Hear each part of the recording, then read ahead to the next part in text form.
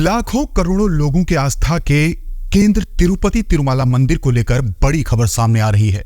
प्रसिद्ध मंदिर में मिलने वाले लड्डू में मिलावट की बात सामने आई है। नेशनल डेयरी डेवलपमेंट बोर्ड ने लड्डू में चर्बी और बीफ मिले होने की पुष्टि की है। आपको बता दें कि नेशनल डेयरी डेवलपमेंट बोर्ड की रिपोर्ट में सनसनीखेज खुलासा किया गया है। बोर्ड की रिपोर्ट के अनुसार तिरुपति मंदिर में जो लड्डू बनता है उसको बनाने में मछली का तेल, बीफ यानी गाय का मांस और सुअर की चर्बी का इस्तेमाल किया गया है।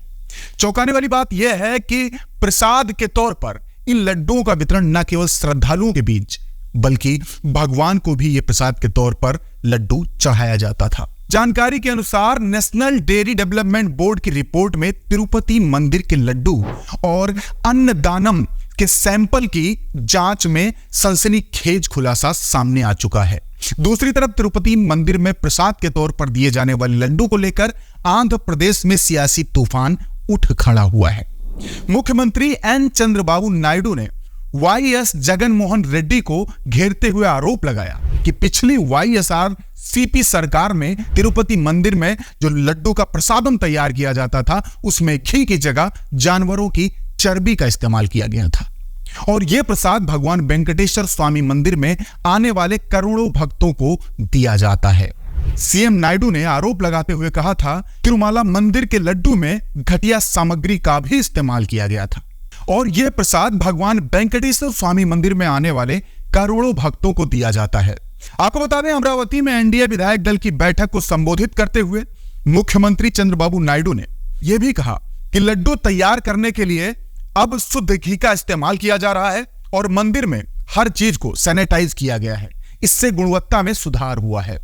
आंध्र प्रदेश के आईटी मंत्री नारा लोकेश ने एक्स पर सीएम चंद्रबाबू नायडू की टिप्पणी को शेयर करते हुए इस मुद्दे पर जगन मोहन रेड्डी पर निशाना साधा और कहा कि वाईएसआर-सीपी सरकार भक्तों की धार्मिक भावनाओं का सम्मान नहीं कर सकी।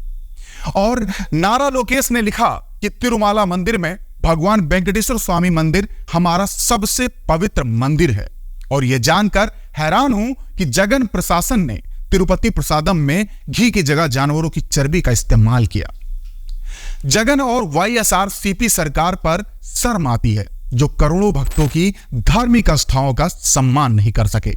सीएम चंद्रबाबू नायडू के इन आरोपों से आंध्र प्रदेश की सियासत में तूफान खड़ा हो गया है और इन आरोपों पर प्रतिक्रिया देते हुए आंध्र प्रदेश कांग्रेस कमेटी एनपीसीसी की अध्यक्ष पर्सन वाईएस शर्मिला ने एक्स पर लिखा कि चंद्रबाबू नायडू को एक हाई लेवल कमेटी बनानी चाहिए और सीबीआई को सच्चाई का पता लगाने देना चाहिए। उधर वाईएसआर-सीपी के राज्यसभा सांसद वाईएस सुब्बा रेड्डी ने भी विवाद पर प्रतिक्रिया व्यक्त की और कहा कि नायडू राजनीतिक लाभ के लिए किसी भी स्तर तक गिर सकते हैं। उन्होंने यह भी कहा कि ऐसा करके मुख्यमंत्री ने दिव्य मंदिर तिरुमाला की हिंदुओं की आस्था को ठेस पहुंचाया है। इस पर आपकी क्या राय है हमें कमेंट करके जरूर बताएं और चैनल जरूर सब्सक्राइब कर लें। अब आपको बताते चले कि तिरुपति मंदिर का प्रसाद देश भर में मशहूर क्यों है। प्रसाद के तौर पर मंदिर में लड्डू दिया जाता है और तिरुपति मंदिर में प्रसाद की परंपरा 200 साल पुरानी है। चलिए आपको बताते हैं इस मंदिर का खास प्रसाद आखिर बनता कैसे है। तिरुपति मंदिर में खास तरह का लड्डू प्रसाद में मिलता है और माना जाता है कि इस प्रसाद के बिना दर्शन पूरा नहीं होता है। मंदिर में एक अलग तरीके से प्रसाद बनाया जाता है और पूरी शुद्धता के साथ इसका निर्माण होता है। लेकिन दोस्तों, अगर भगवान को ना मानने वाली अगर कोई सरकार हो तो वो कुछ भी मिलाकर भक्तों को खिला सकते हैं। हालांकि आपको बता रहे थे कि लड्डू पोटू एक रसोई घर है जहां पर ये लड्डू तैयार किए जाते हैं। पहले प्रसाद बनाने के लिए लकड़ी का इस्तेमाल किया जाता था, लेकिन साल 1984 के बाद एलपीजी सिलेंडर का इस्तेमाल होने लगा। लड्डू पोटू में रोजाना 8 लाख लड्डू तैयार करने की क्षमता है। दोस्तों, आपको बता दें कि देव तिरुपति मंदिर में प्रसाद बनाने के लिए एक खास तरीके का इस्तेमाल होता है और इसे दित्तम कहा जाता है। जो इस प्रसाद की रेसिपी होती है, जिसे हम रेसिपी बोलते हैं, उसे दित्तम कहा जाता है और यह प्रसाद बनाने में इस्तेमाल की जाने वाली सामग्री और उसके अनुपात की यह लिस्ट होती है। दित्तम में अब तक के इतिहास में सिर्फ 6 बार इसका बदलाव किया गया है। दोस्तों, मौजूदा समय में प्रसाद में बेसन, काजू, इलायची, घी, चीनी, मिश्री और किशमिश मिलाया जाता है। हर रोज प्रसाद तैयार करने के लिए 10 टन बेसन, 10 टन चीनी, 700 किलोग्राम काजू, 150 किलोग्राम इलायची और 300 से 400 लीटर घी और 500 किलोग्राम मिश्री और 540 किलोग्राम किशमिश का इस्तेमाल होता है। लड्डू पोटू में लड्डू बनाने के लिए 620 रसोइये रोज काम करते हैं। दोस्तों, इनको पोटू कर्मिकुलू कहा जाता है। इनमें से 150 कर्मचारी रेगुलर हैं और 350 कर्मचारी कॉन्ट्रैक्ट बेसिस पर काम करते हैं और इन कर्मचारियों में से 247 शेफ हैं। मंदिर में कई तरह के प्रसाद तैयार किए जाते हैं। जैसे पहला है प्रोक्तम लड्डू।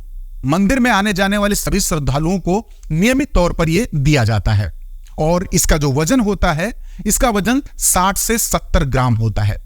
और दूसरा है अस्थानम लड्डू और ये विशेष त्योहार पर ये बनाए जाते हैं और इनका वजन 750 ग्राम होता है और इसमें काजू, बादाम और केसर अधिक मात्रा में होता है। और अगला आता है कल्याणोत्सव लड्डू और कुछ विशेष भक्तों को यह लड्डू दिया जाता है और इन लड्डुओं की भी अलग तरीके से डिमांड है।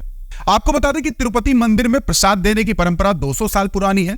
तिरुमाला तिरुपति देवस्थानम यानी टीटीडी ने 1903 में बूंदी को प्रसाद के तौर पर बांटना शुरू किया था, लेकिन साल 1940 में इस परंपरा इसकी बदल दी गई और बूंदी की जगह लड्डू का इस्तेमाल शुरू किया गया।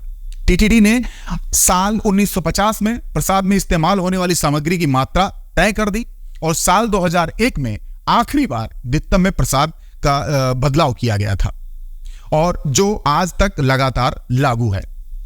अब आपको इस मंदिर के रहस्य भी आपको बता दूं, क्योंकि यह बताना बहुत जरूरी है कि आखिर में तिरुमाला तिरुपति बालाजी में क्या खास है।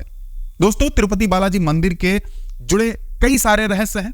उनके बारे में, उनके कुछ रहस्यों के बारे में हम आपको बताते हैं। कहा जाता है कि भगवान वेंकटेश्वर स्वामी के मूर्ति पर जो बाल लगे हैं वो असली हैं।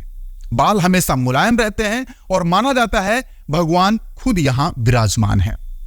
भगवान को पसीना आता है, पसीने की बूंदें दिखाई देती हैं और जब गर्भगृह में एंट्री करेंगे तो मूर्ति आपको मध्य में दिखेगी, लेकिन जब आप गर्भगृह से बाहर आएंगे तो यही मूर्ति आपको दाहिनी तरफ दिखेगी। इसी में जब भगवान का श्रृंगार हटाकर स्नान कराकर चंदन का लेप लगाया जाता है, तो जब इस लेप को हटाया जाता है तो भगवान वेंकटेश्वर के हृदय में माता लक्ष्मी की आकृति दिखती है। और दोस्तों, माना जाता है कि भगवान के इस रूप में मां लक्ष्मी भी समाहित हैं। इसलिए मूर्ति को स्त्री और पुरुष दोनों के कपड़े पहनाए जाते हैं। मंदिर में हमेशा दिव्य दिया जलता रहता है। आखिर में ये दिव्य क्यों है, मैं आपको बता दूं कि इसमें रहस्य ये है कि इस दीपक में कभी भी तेल या फिर घी नहीं डाला जाता है। ये अपने आप जलता है और सदियों से जलता चला आ रहा है। मूर्ति पर अगर आप कान लगाकर सुनते हैं तो उसमें समुद्र की लहरों की आवाज साफ साफ सुनाई देगी, जबकि मंदिर से समंदर की दूरी लगभग 164 किलोमीटर है। तो दोस्तों, आपको यह सभी जानकारी कैसी लगी हमें कमेंट करके जरूर बताएं। कैमरा पर्सन इमरान खान के साथ मैं दीपक सिंह, अब तक हिंदी न्यूज। धन्यवाद।